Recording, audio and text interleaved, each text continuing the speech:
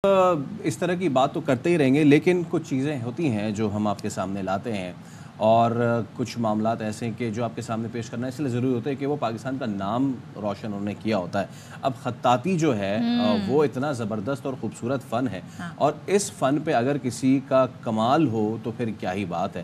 ہر کسی کے بس کی بات نہیں ہوتی ہے، کیونکہ بنیادی طور پہ قلم وہی ہوتا ہے، کاغذ وہی ہوتا ہے، لیکن خیالات جو ہے نا وہ آپ کو آئی بلیو کہ اس کے لیے آپ کے اندر پیشن بھی ہونا چاہیے۔ وہ پیشن ہوگا تو ہی وہ کہتے ہیں نا وہ پھر کینوس پہ نکل کے بھی کریٹیوٹی ہوگی۔ کیا بات ہے اس سے۔ اور اب ہمارے یہاں دیکھتے ہیں جی جو اسلامی خطاطی کیلیگرافی کی جاتی ہے اس کا بڑا رجحان ہے، بڑی خوبصورت لگتی ہیں۔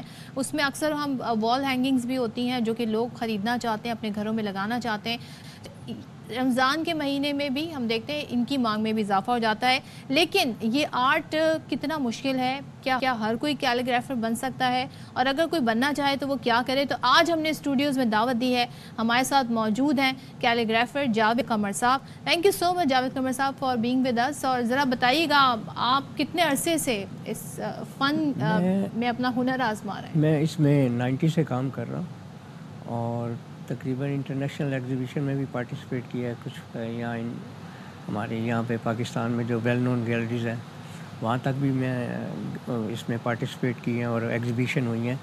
اور ماشاءاللہ اب تو میڈیا ہونے کی وجہ سے اور نیٹ یوز ہونے کی وجہ سے جو ہے نا بہت زیادہ جلدی لوگ آپس میں جو ہے نا وہ مل جاتے ہیں۔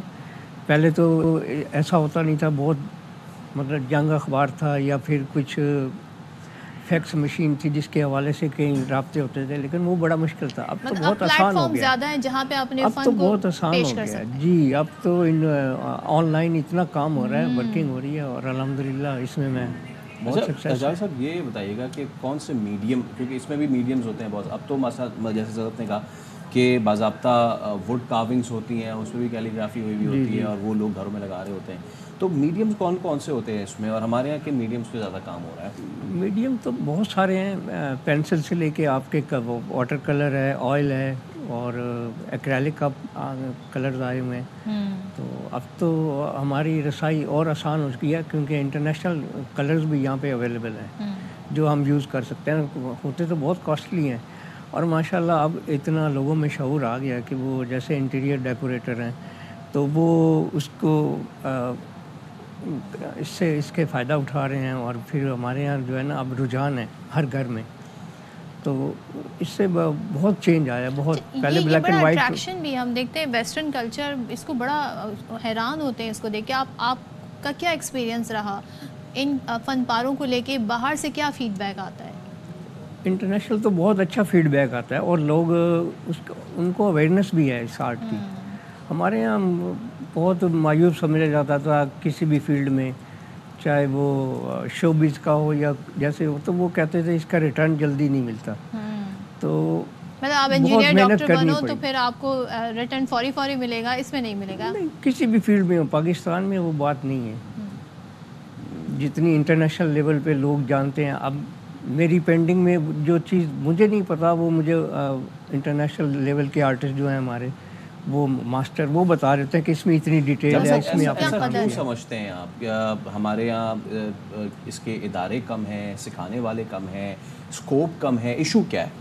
مین چیز ہے جی ایجوکیشن ہی نہیں ہے۔ اس کی طرف آئیں تو ہر فیلڈ میں لوگ کام کرنا چاہتے ہیں، اور اسکوپ بھی ہے، ایسی بات نہیں ہے، لیکن تھوڑی اویئرنیس ہونی چاہیے۔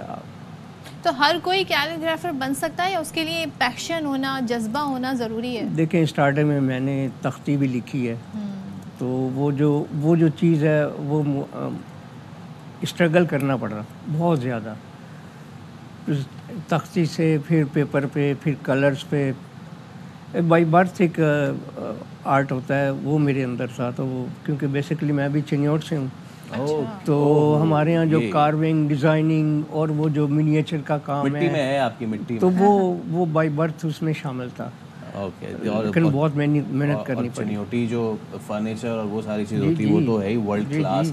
اچھا یہ کچھ اپنے انٹرنیشنل جو آپ کی ایگزیبیشن ہوئی ہے ان کے بارے میں بتائیے، کہاں آپ نے کی، کیسا فیڈ بیک آپ کو ملا؟ یو اے ای میں ہے اور یو ایس اے میں بھی ہوئی ہیں، تو یہاں پاکستان میں جو جتنی آرٹ گیلریز ہیں وہاں ایگزیبیشن کر چکا ہوں میں۔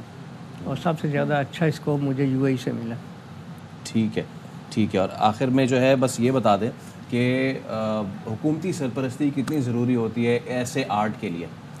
دیکھیں میرا تو یہ کہنا ہے کہ آپ کے کام میں پاور ہو، کسی کی کوئی ضرورت نہیں ہے.